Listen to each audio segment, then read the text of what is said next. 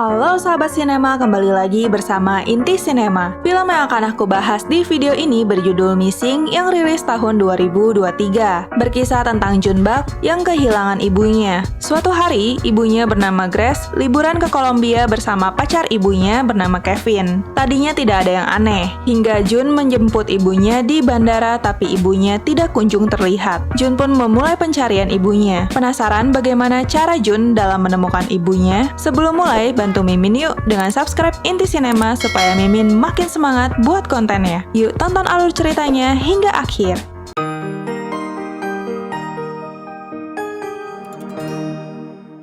Film dimulai pada tahun 2008. Ada seorang ayah bernama James yang merekam kegiatannya. Ia sedang bermain dengan putrinya bernama Jun. Tak lama seorang ibu bernama Grace pun masuk dan ikut bergabung bersama mereka. Setelah itu terlihat James mengeluarkan darah dari hidungnya. Ia menderita tumor otak dan tak lama dari itu ia meninggal. Kemudian Grace dan Jun pun pindah ke Los Angeles. Singkat cerita, Jun telah berusia 18 tahun.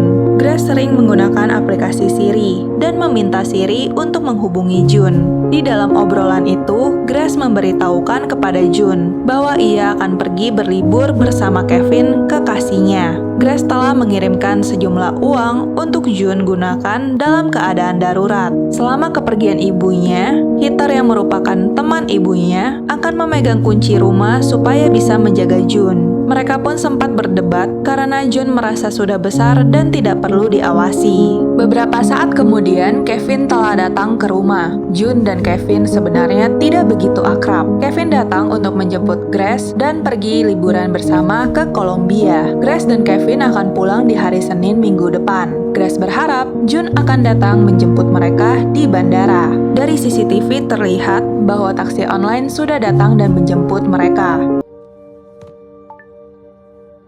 Setelah ibunya pergi, Jun pun menghubungi temannya bernama Vina untuk mempersiapkan pesta. Esoknya saat terbangun, Jun mendapatkan pesan dari akun Instagram Kevin yang berisi pesan dari ibunya. Terlihat Grace sudah berada di pesawat dan mengabari bahwa pesannya tidak terkirim pada Jun. Heather pun datang untuk membawakan makan malam untuk Jun. Uang darurat yang diberikan oleh Grace pun Jun gunakan untuk bersenang-senang bersama teman-temannya.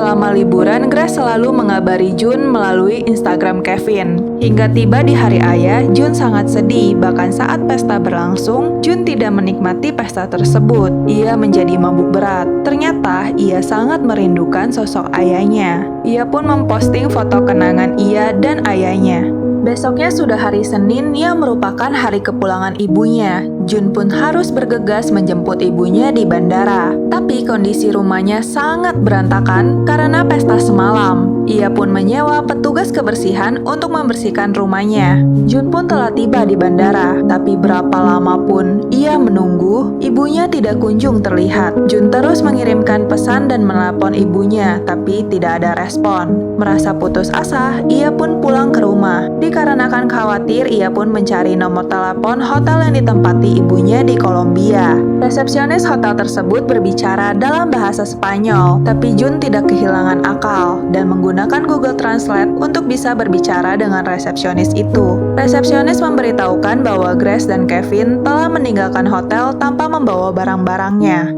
Jun pun mencari keberadaan hotel tersebut melalui Google Maps. Ia melihat ada CCTV di depan hotel itu. Ia pun meminta rekaman CCTV tersebut. Tapi resepsionis bilang bahwa rekaman hanya bisa diakses secara langsung dan rekaman tersebut akan hilang dalam 48 jam. Sayangnya, Jun tidak bisa melakukannya secara langsung. Ia pun sangat bingung dan menghubungi Heather. Heather telah menghubungi pihak kedutaan tapi kantornya sudah tutup pada malam itu. Heather pun mengirimkan formulir laporan orang hilang untuk diisi oleh Jun. Kemudian ia bilang besok Jun akan dihubungi oleh petugas kedubes saat sudah buka. Esoknya, Jun mendapat telepon dari FBI sebagai perwakilan kedubes AS di Kolombia bernama Elijah. Ia pun memberitahu bahwa ia tidak punya kuasa untuk melakukan penyelidikan di Kolombia, sehingga ia perlu waktu untuk bekerja sama dengan pihak berwajib setempat. Kemudian ia meminta Jun memberikan informasi apakah ibunya sempat mengatakan atau berbuat hal yang tidak biasa sebelum hilang, seperti teks atau pesan suara. Tapi Jun merasa tidak ada yang aneh. Kemudian ia meminta Jun mengakses Gmail atau iCloud milik ibunya untuk geolokasi. Jun mencoba mengakses email ibunya, tapi Jun tidak berhasil menemukan password yang benar. Jun pun menanyakan apakah ia bisa mendapatkan rekaman tersebut, karena dalam 6 jam lagi, rekaman itu akan hilang. Ia pun mengatakan setelah menerima formulir, maka akan diproses. Dikarenakan masih belum mendapatkan kabar, Jun menghubungi Vina. Vina pun mengirimkan link rekaman langsung yang tersedia untuk turis. Rekaman ini bisa melihat tempat-tempat wisata secara langsung. Tiba-tiba Jun mendapatkan ide untuk menyewa jasa melalui website di Kolombia. Ia menyewa seseorang dengan bayaran paling murah bernama Javier, dan kebetulan ia bisa berbahasa Inggris. Kemudian Jun memintanya membantu mengakses CCTV di hotel. Awalnya Javier menolak, tapi ketika ia melihat Jun, ia merasa seperti melihat anaknya sendiri yang sudah 3 tahun tidak ditemuinya. Ia pun akhirnya mau membantu Jun. Setelah itu, Vina datang dan membantu mengakses Gmail Kevin. Kevin adalah CEO dari sebuah perusahaan. Singkat cerita, mereka mendapatkan kata sandi Gmail Kevin. Kemudian Jun pun memeriksa lokasi Kevin, tapi Kevin ternyata mematikan lokasinya pada hari Minggu. Javier kembali menghubungi Jun dan memberitahu rekaman itu sudah tidak ada lagi. Tapi ada kabar bahwa ada 2 orang turis Amerika yang meninggalkan hotel itu menuju toko pertukangan. Jun pun terpikir untuk memeriksa kartu kredit Kevin. Pemakaian terakhirnya adalah di area Getsemani. Di sana ada 8 toko pertukangan. Javier pun akan mendatanginya dan membeli permen karet supaya bisa mengecek kode bank toko dan mencocokkannya dengan rincian kartu kredit Kevin. Jun kembali membuka email Kevin dan menemukan pesan Kevin dengan seorang wanita. Mereka menduga dia adalah selingkuhan Kevin. Dalam pesan itu, orang-orang yang diblok menyebut Kevin dengan nama yang berbeda-beda, seperti Greg, Darren, Kyle, Luke, dan masih banyak lagi. Mereka juga menyebutkan bahwa Kevin telah mengambil uang mereka. Jun pun mencari informasi di internet terkait nama-nama lain Kevin. Fakta mengejutkan pun terungkap. Kevin ternyata adalah seorang kriminal dan pernah dipenjara selama 3 tahun. Jun kembali menyelidiki wanita terakhir yang berkomunikasi dengan Kevin. Wanita itu adalah bartender dan artis panggilan. Jun pun menghubungi bar tempat wanita itu bekerja. Tapi sudah 2 minggu dia tidak bekerja dan tidak ada kabar. Kemudian Jun menelusuri akun Kevin dan menemukan bahwa Kevin sering mengunjungi suatu tempat dan mendapatkan nomor telepon seseorang bernama Jim. Jun pun menelepon dan menanyakan tentang Kevin. Jim ternyata adalah rekan Kevin saat di penjara, dan Kevin sesekali berkunjung untuk mengikuti program untuk mantan narapidana. Dari Jim, dia tidak mendapatkan informasi yang berarti. Setelahnya, Javier kembali mengabari bahwa ia telah menemukan toko pertukangan itu. Di hari itu, Kevin dan Grace membeli sebuah gembok. Jun tidak mengerti apa yang akan mereka lakukan dengan gembok itu. Ia pun menyudahi pencarian Javier. Dari email Kevin, Jun menemukan pesan dari Grace saat pertama kali mereka kenal. Ternyata mereka berkenalan melalui aplikasi kencan. Jun pun membuka kotak masuk Kevin. Kecocokan Kevin dan Grace di aplikasi itu adalah 97%. Kevin dengan giat mendekati Grace, dan akhirnya mereka pun menjalin hubungan. Setelah semakin kenal, Grace sempat menceritakan rahasia yang ia tidak ceritakan ke anaknya. Kevin juga ternyata telah jujur kepada Grace dan memberitahukan dia memiliki catatan kriminal. Kemudian Jun menduga karena Grace pergi dengan Kevin, maka seharusnya mereka pergi ke tempat romantis. Ia pun menemukan sebuah tempat wisata yang terkenal dengan menggantung gembok di pagar. Setelah ia lihat, tempat wisata itu ternyata dekat dengan lokasi toko pertukangan. Javier pun ditugaskan lagi untuk mengecek gembok di tempat wisata itu, dan benar saja ada inisial Grace dan Kevin. Kemudian, Jun kembali memakai aplikasi rekaman langsung. Ternyata di aplikasi itu bisa mengecek rekaman sebelumnya. Ia pun menemukan Kevin dan Grace pernah di sana. Di rekaman itu, Kevin mengeluarkan cincin dan melamar Grace. Setelah itu, tiba-tiba Elijah mengirimkan video yang memperlihatkan penculikan Kevin dan Grace. Jun pun histeris melihatnya. Ia tidak mau kehilangan ibunya seperti kehilangan ayahnya. Jun pun kembali melihat pesan-pesan dari ibunya. Kemudian, ia merasa ada yang aneh. Di setiap foto yang dikirimkan, wajah ibunya tidak diperlihatkan. Dia pun memutar video yang dikirimkan ibunya saat di pesawat. Betapa kagetnya Jun, karena itu bukan ibunya, melainkan wanita yang dikiranya sebagai selingkuhan Kevin. Di keesokannya, Elijah melakukan konferensi pers dan memberitahukan bahwa Grace tidak pernah meninggalkan Los Angeles. Yang terbang ke Kolombia adalah tiruannya, yang kemudian diketahui bernama Rachel. Dari rekaman CCTV bandara, terlihat memang yang tiba di bandara bukan Grace asli. Pencarian pun dilakukan di sekitar bandara dan Jun pun ikut melakukan pencarian tersebut. Kemudian ditemukan bahwa taksi online yang mengantarkan mereka ke bandara tidak pernah tercatat di sistem. Nomor plat mobil tersebut juga dipalsukan. Jadi siapa supir ini? Mereka mencurigai bahwa si supir adalah kaki tangan Kevin. Kemudian ditemukan penarikan dana dari rekening Grace yang cukup besar. Di Kolombia, mobil yang melakukan penculikan Kevin pun ditemukan. Ternyata pelakunya adalah sekelompok mahasiswa yang dibayar oleh Kevin untuk melakukan adegan penculikan. Kemudian Rachel sudah ditemukan. Ternyata Rachel ditipu oleh Kevin. Menurutnya, Kevin sedang mengadakan acara reality show, dan ia hanyalah aktris yang dibayar oleh Kevin untuk berpakaian dan berjalan dengan cara tertentu. Setelah itu, kasus hilangnya Grace menjadi semakin berkembang.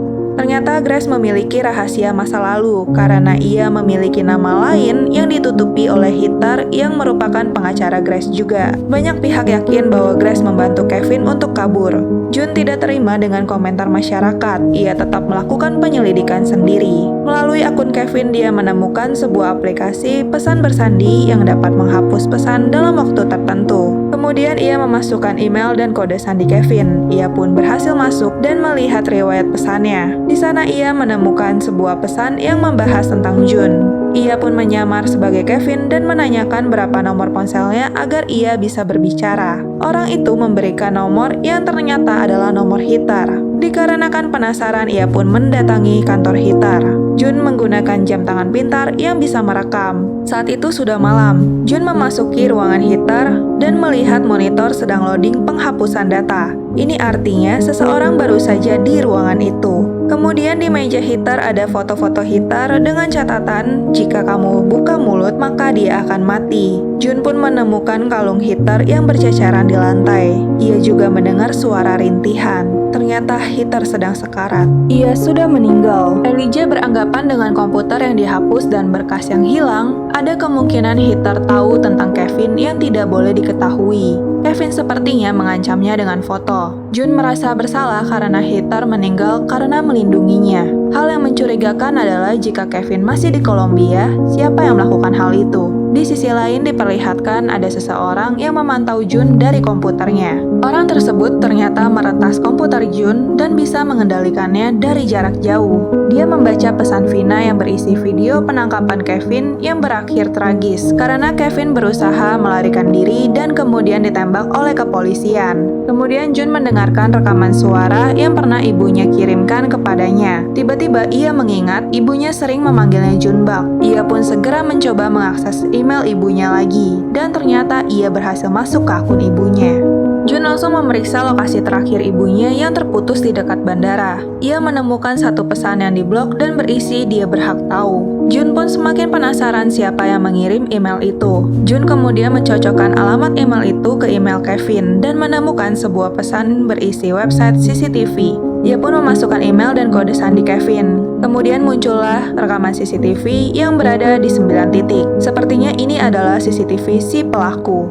Jun pun memutar salah satu rekaman CCTV dan menemukan kecocokan videonya saat masih kecil dengan rekaman CCTV tersebut. Ruangan tersebut sangat mirip dengan rumahnya dulu. Tiba-tiba Jim menelepon Jun dan memberitahukan jika ia mengetahui sesuatu. Anehnya, Jim sudah berada di depan rumah Jun dan memaksa untuk masuk. Jun sangat takut, tapi tiba-tiba Jim melepaskan penutup kepalanya. Jun sangat bingung dengan apa yang dilihatnya. Ia adalah ayahnya yang ia tahu sudah meninggal. James pun meminta untuk masuk supaya bisa menceritakan apa yang terjadi. Jun pun membuka pintu. James menjelaskan nama asli ibunya bukan Grace tapi Sarah. Ketika Jun masih kecil, James sering bertengkar dengan Sarah. Ia sering dilarang memberi makan, bahkan bermain dengan Jun. Kemudian Sarah membohongi hakim sehingga James dipenjara dan Sarah pun membawa Jun pergi. Jun yang mendengar hal itu masih tidak bisa mempercayai James. Ternyata James adalah supir taksi online yang berkomplotan dengan Kevin. Tiba-tiba Vina menelepon, tapi sayangnya Jun tidak berhasil menjawab telepon itu karena James telah menangkapnya. Yuk flashback bentar. Jadi di tahun 2008, sebenarnya James adalah seseorang yang kasar dan temperamental. Jadi saat itu, Sarah menemukan banyak obat terlarang yang disembunyikan di dalam rumahnya. Ternyata James adalah pengedar.